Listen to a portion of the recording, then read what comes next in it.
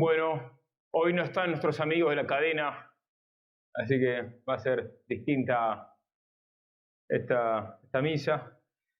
El Evangelio de hoy incluye la parábola, la célebre parábola del grano de mostaza. Y hoy está de moda las historias de superación personal, ¿no?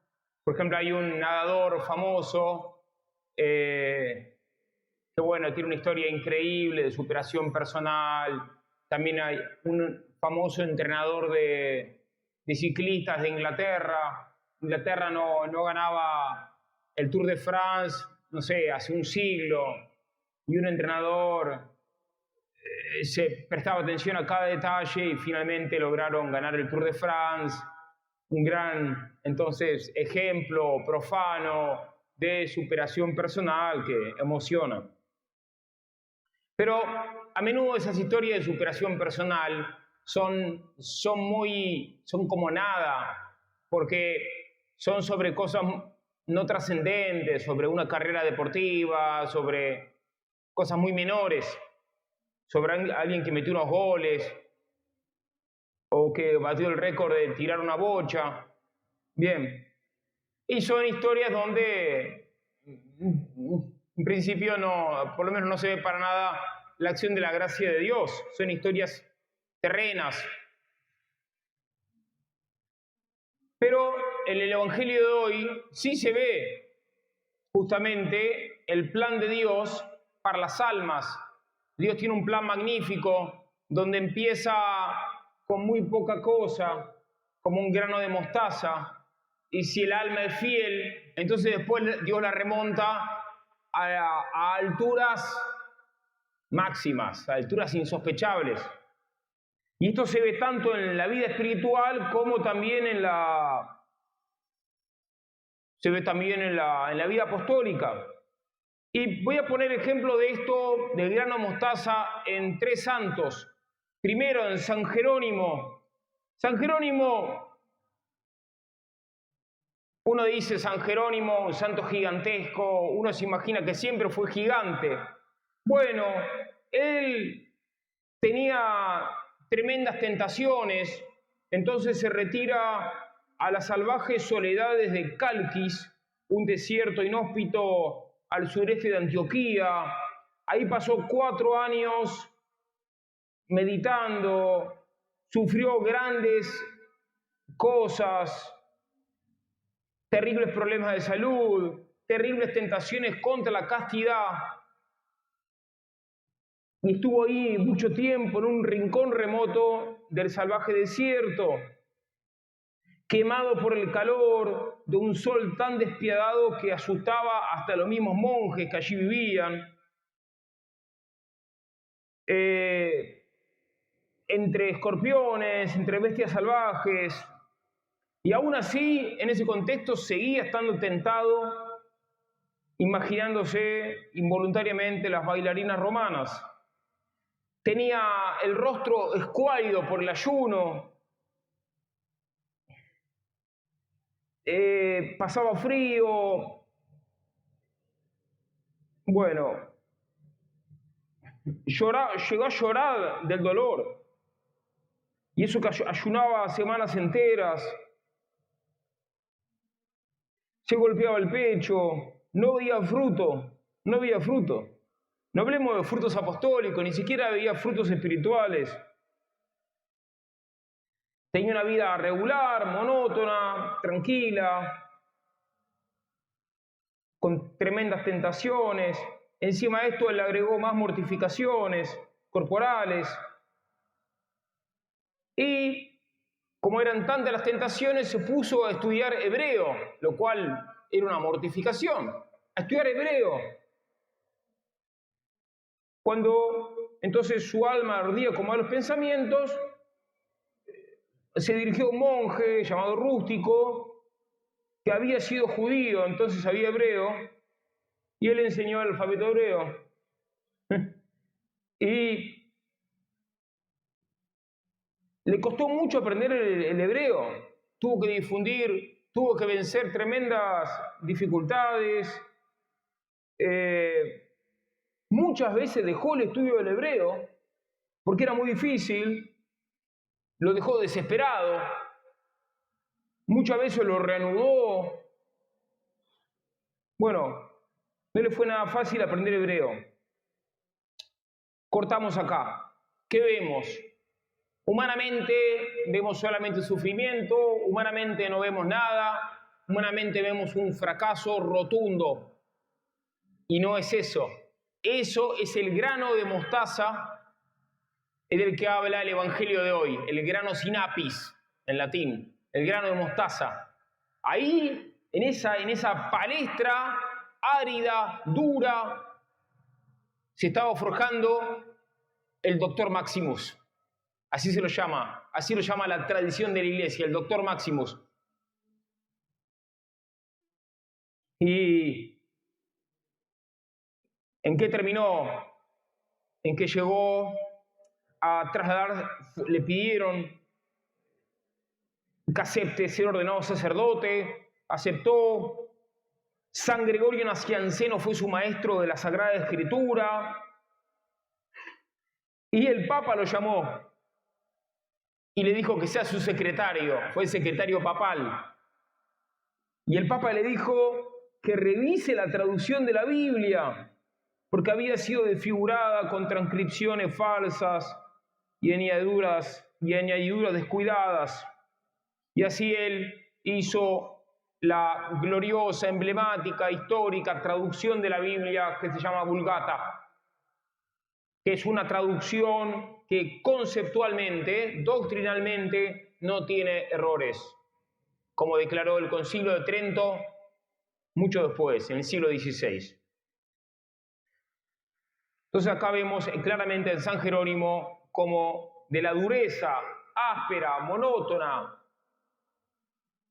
llena de tentaciones, pasó a la grandeza apostólica, de ser secretario papal, doctor de la Iglesia, traductor de la única aprobación, de la única traducción bíblica que tuvo una aprobación conciliar como Biblia de algún modo infalible. Esto es doctrinalmente sin error.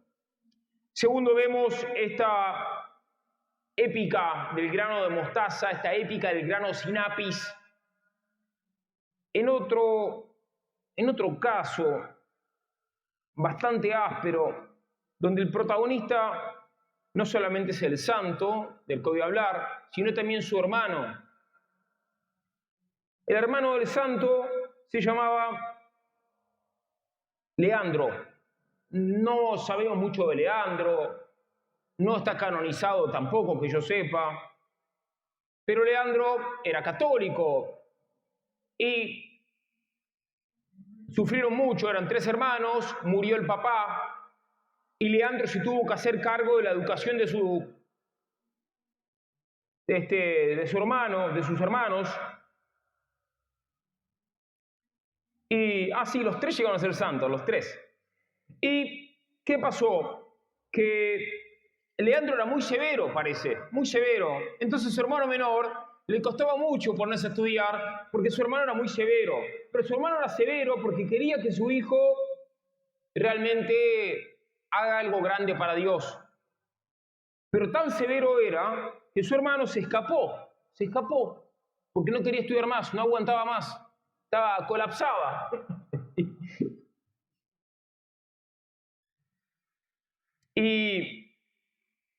Y así fue que, pero entonces Leandro llegó a encerrarlo para que no se escape más. No quería estudiar más y el hermano menor finalmente un día se acercó a un pozo para sacar agua y notó que las cuerdas del pozo habían hecho hendidura en la dura piedra. Entonces entendió que también la conciencia y la voluntad del hombre pueden vencer las duras dificultades de la vida. Y entonces, a partir de esa experiencia, volvió y empezó a estudiar con amor, con pasión. Llegó a ser un sabio. Y entonces, ¿qué pasó? Lo buscaron, lo ordenaron obispo. ¿Y qué hizo como obispo? Obras gigantes, convocó concilios, fundó escuelas, fundó casas religiosas, convirtió a muchos paganos visigodos, bueno, muchos herejes visigodos que eran arrianos. Llegó a ser, dice el padre Irízar, a quien sigo en estas reflexiones, llegó a ser el hombre más sabio de su época. Él, que era un niño que lo tuvieron que encerrar para que estudie, porque no quería estudiar. Él, que fue medio huérfano, llegó a ser el hombre más sabio de su tiempo. Tan sabio que se lo llegó a llamar el maestro de la Edad Media. El maestro de la Edad Media. El primer organizador de la cultura cristiana, que lo llamó, el primer organizador de la cristiandad. Bueno, San Isidoro es tan importante que él es como un puente entre la Edad Antigua y la Edad Media, que comenzaba. Acá se ve entonces también en San Isidoro esa épica del grano de mostaza, el grano sin apis. Una vida espiritual, una vida apostólica que al principio solamente es áspera, dura, monótona, agotadora, insoportable, y termina siendo un santazo, una obra gigantesca, apabullante. Termina siendo, como se lo llama, el doctor de las Españas, cuya fiesta es el 4 de abril, al menos en el calendario tradicional. Y para terminar, un último ejemplo. Es un ejemplo tremendo porque había un monje, el monje Cosme, que no es conocido. ¿Quién conoce al monje Cosme? Y el monje Cosme había estudiado mucho, había estudiado muchísimo, muchísimo. Estudió gramática, dialéctica, lógica, álgebra, aritmética, arte, poética, elocuencia y armonía. Un sabio. ¿Y él qué pasó? Pasó que lo secuestraron, lo tomaron de esclavo.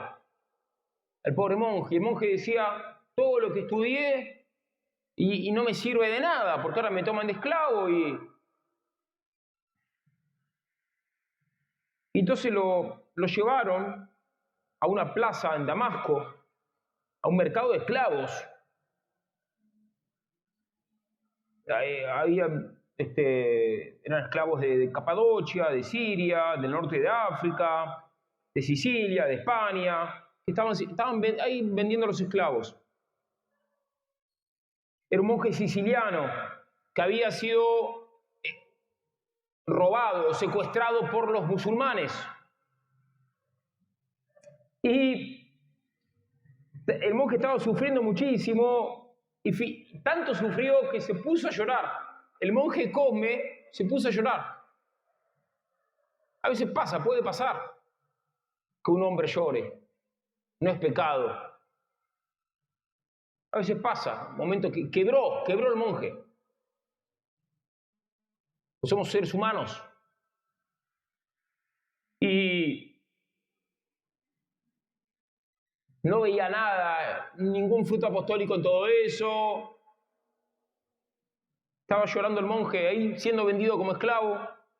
Y ahí pasa un ministro de Damasco, católico, Sergio Mansur, y él necesitaba un profesor para su hijo. Entonces, vení, lo compró para que le enseñe a su hijo. Entonces el monje, muy feliz, aceptó, bueno, no soy muy feliz en realidad, estaba llorando, pero acepta y lo educa al hijo del ministro. Le enseña dialéctica, lógica, álgebra, aritmética, arte, poética, elocuencia y regla de la armonía. El discípulo aprendió todo, todo. ¿Quién fue ese discípulo? Fue ni más ni menos que San Juan Damasceno, doctor de la Iglesia. Llegó a ser doctor de la Iglesia. Fue profesor de astronomía, de ciencias naturales. Se hizo famoso en el Imperio Árabe. Después se hizo monje, rezaba, ayunaba, meditaba. revolvía códices, pergaminos, refutó a los herejes, desenmascarando sus sofismas y sus tópicos. Fue poeta, místico, orador, exégeta, teólogo, polemista. Bombardeó la heterodoxia triturándola. Finalmente el patriarca de Jerusalén, Juan IV, lo nombró predicador oficial de la Basílica del Santo Sepulcro. Y después de todo eso, como si fuera poco, hizo frente a la herejía iconoclasta. Había un emperador perverso, que, como los evangélicos de ahora, promovía una herejía llamada la iconoclasia. Una herejía que decía que está mal rezar con imágenes. Esa herejía no se inventaron los evangélicos ahora, acá que a menudo no saben leer, sino que era una herejía muy antigua. Y el emperador llamado León III, mandó destruir todas las imágenes de Constantinopla. Y este santo no se quedó de brazos cruzados, no se quedó chupándose el dedo. Salió a defender las imágenes, tanto la defendió que le cortaron una mano por defender las imágenes de la Virgen. Después la Virgen milagrosamente le devolvió la mano. Y después vino otro emperador, peor todavía, llamado Constantino V, que mandó destruir no solo las imágenes, sino que mandó destruir también las reliquias y prohibió rezar con las imágenes y prohibió el culto a los santos. Y el santo seguía siendo apostolado gracias a lo que le había enseñado el monje Cosme. Finalmente, ¿qué pasó acá? Pasó que el emperador ese se murió, vino otro emperador que se casó con una señora llamada Irene, señorita, que era muy devota de las imágenes. Una gran defensora de las imágenes. Así que a partir de ahí se acabó la persecución y vino el segundo concilio de Nicea, y el Papa lo llamó a este santo, San Juan Damasceno, gracias a la doctrina de San Juan Damasceno, la Iglesia entonces confirma la doctrina católica sobre el culto a las imágenes.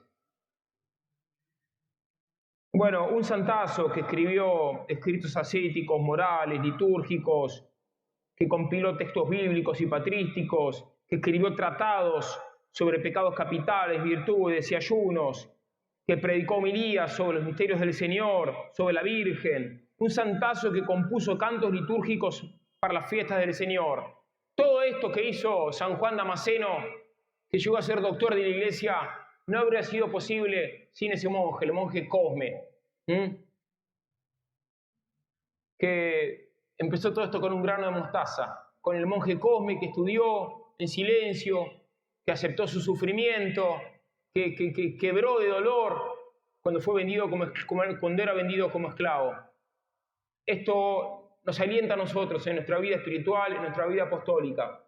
No importa cuán terrible, cuán desgastante, cuán agotadora sea nuestra situación actual. Eso que estamos viviendo, si lo vivimos con buena intención, si lo vivimos para gloria de Dios, eso es el grano de mostaza de una vida espiritual y apostólica gigantesca, llena de fruto.